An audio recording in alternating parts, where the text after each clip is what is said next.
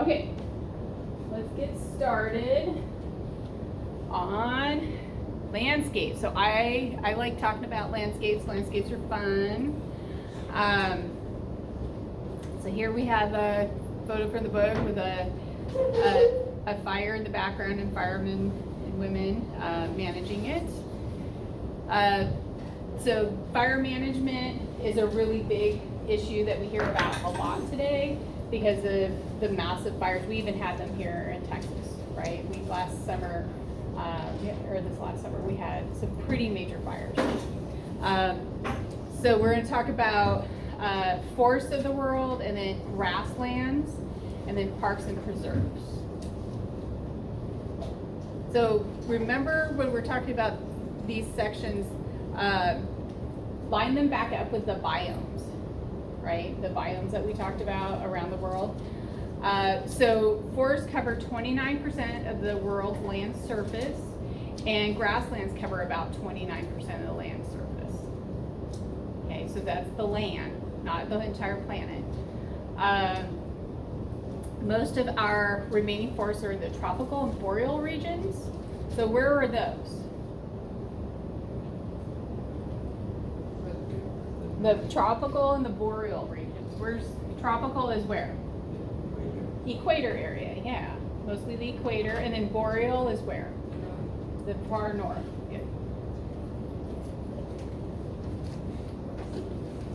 All right, so the ecosystems associated with forests and also the grasslands are providing a lot of ecosystem services to us. Some of them are things like lumber, pulp, livestock grazing, that sort of thing. And then on top of that, so those are provisioning services, things that we use on a regular basis.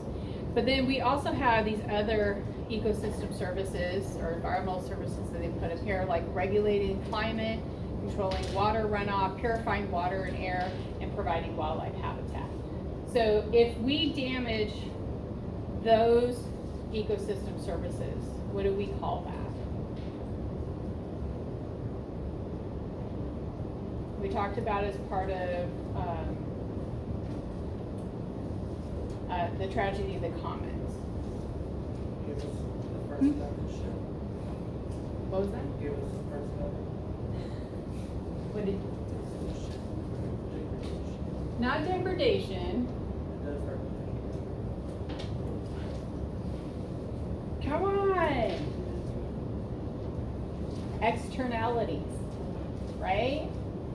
When we damage those are externalities. Because do you have a line item in your apartment, a housing bill, or any of your utilities or your house mortgage that pays for air quality? Is there a bill anywhere? Is there a line item for paying for that? For damage to the air quality? Not really, right?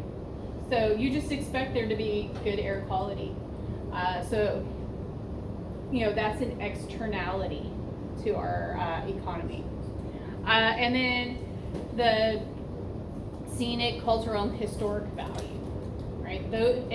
What was the thing that I said about that ecosystem service? Scenic, cultural, and historic value.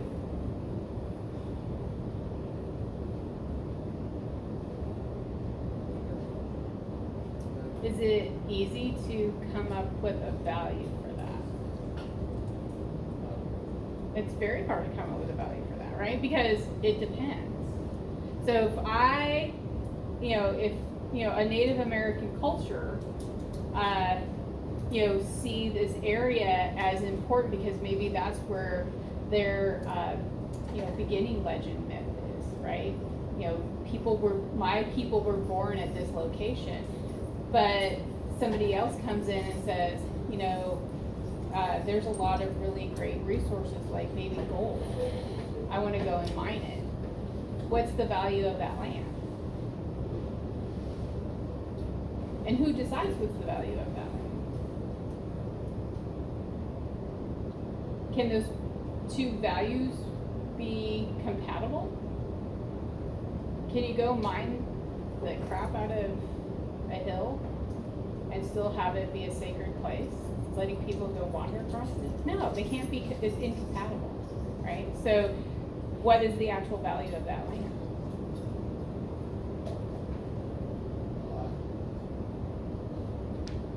What is it though? How do you come up with a value? And because we have cost benefit analysis, right? So if we decide whether it's okay to mine that gold at this sacred location, right? How are we gonna do that cost benefit analysis? How do we monetize belief systems? Can we? Should we? So ethically and morally, we'd be like, oh, you can't monetize a belief system. That's wrong. Well, then now it's worth 0 in a cost benefit analysis. Is it worth infinity? Probably not that either, right? So that gets really hard. That ecosystem service, culture, beauty. What is beauty worth? I don't. How many of you guys actually like travel around the state? A few of you. Okay. I'm always shocked how many people are like, I've never been out of Harris County, or gone to Galveston, maybe Dallas or Austin, right? When you travel around, there's a lot of wind turbines now, right? Texas has one of the largest wind turbine systems of all the states.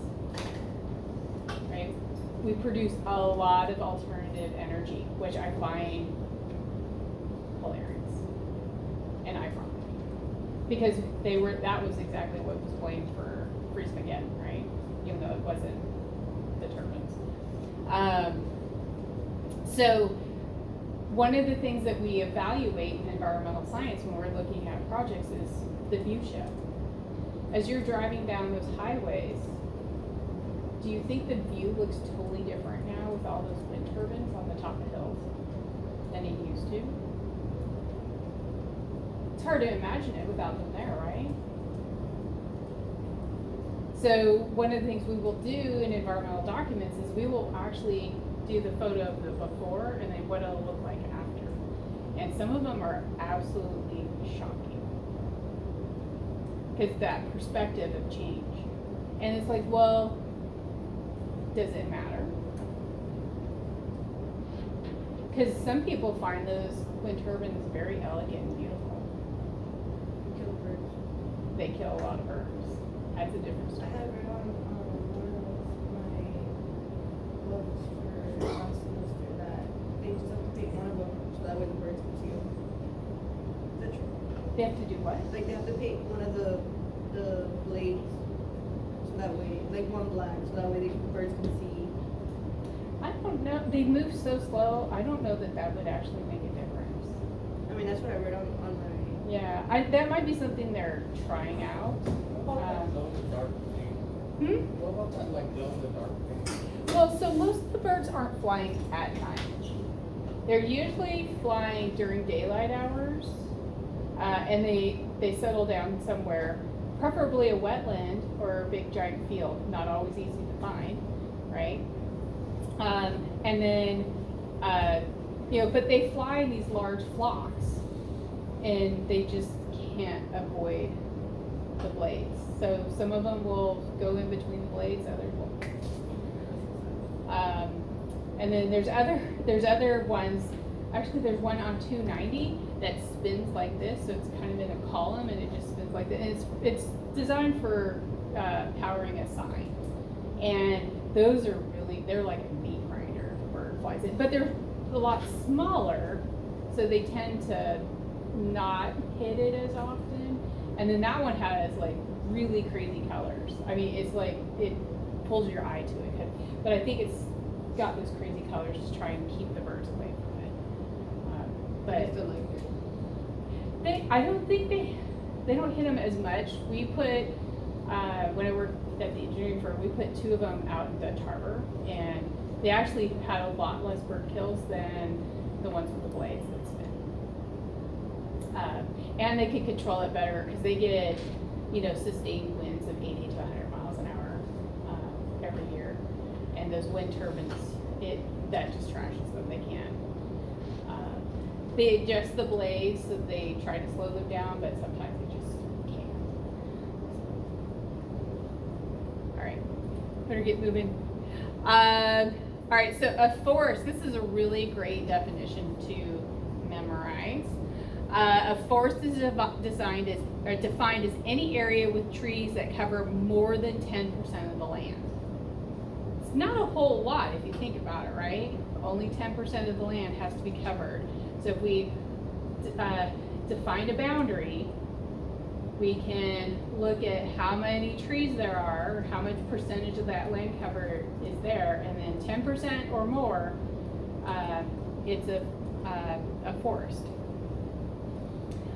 So if we think about like the big open plains, like Little House on the Prairie, where there's one low tree up on the top of the hill, right? That's definitely a prairie. There could be some trees, could be some shrubs every once in a while, but it's well under the 10%.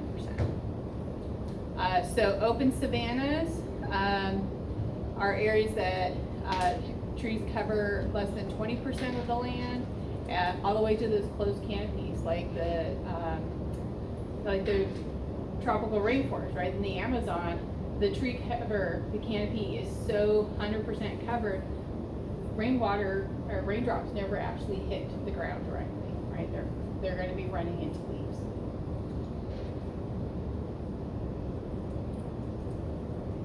All right, so here are some of our major forest types, which are very similar to the biomes. So we have in the green here in the middle are tropical forests. We have closed forests, open and fragmented forests, and then wooded land. So it's these would even be areas that were potentially previously forest areas, were deforested for cattle grazing, and some trees have grown back.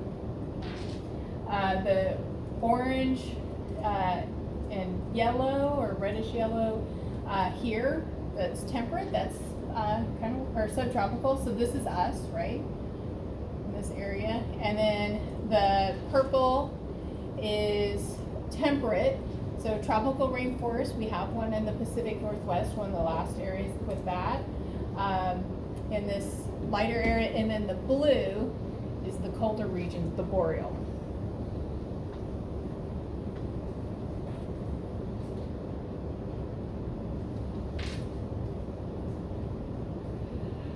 So largest tropical rainforests are in South America. 22% of the world's forests and largest undisturbed tropical rainforest. What is that called? What was that? The giant rainforests in South America. Amazon, there you go. North America and Eurasia have vast areas of unaltered boreal forests. Okay, so those are the ones like up in Canada and Alaska, and then across Russia and Norway and Sweden. Primary forests are also called old growth forests. Are those forests composed primarily of native species with little indication of human activity. Okay, so primary forests mean that it has probably never been clear cut. Okay, or if it was cleared a very long time ago. So there's very little to no human activity there. Now, if we think about the boreal forests, that makes a lot of sense, right? And a big swaths of even like the Amazon forest, those have not had a lot of human activity in them. There's lots of places that have probably never have or haven't had very much human people there at all.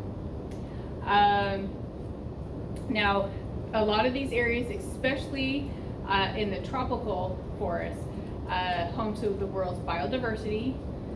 All of the forests are major portions of our ecological services, and then a lot of them are very important for indigenous human cultures. All right, so how are we doing on primary forests? About a third of the world's forests are primary forests. So that number usually surprises me, coming especially from the Pacific Northwest.